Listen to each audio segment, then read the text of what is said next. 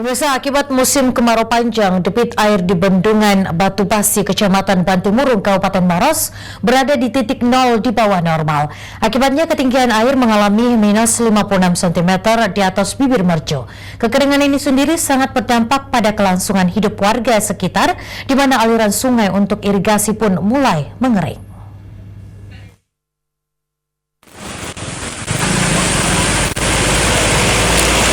Seperti inilah kondisi Bendungan Batu Basi di Kecamatan Bantimurung, Kabupaten Maros yang mengalami kekeringan akibat kemarau panjang.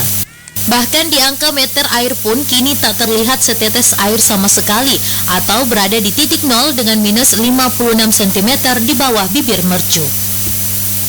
Kondisi ini pun sudah terjadi sejak 4 bulan silam yang menyebabkan wilayah Maros terancam mengalami krisis pasokan air untuk pendistribusian air bersih dan pengairan lahan pertanian masyarakat. Kalau Bendungan Batu Basi minus Pak, karena tidak ada tambahan hujan. Air dari hulu juga kurang karena dari yang sambung itu sambungnya kosong. Itu kalau kita mengalirkan ke Maros itu minus 56. Kalau air untuk pertanian kurang Pak. Kurang ya. Tapi kalau untuk BDN masih cukup tambah. Ya, mulai minus. Dari bulan 7, 8, 9.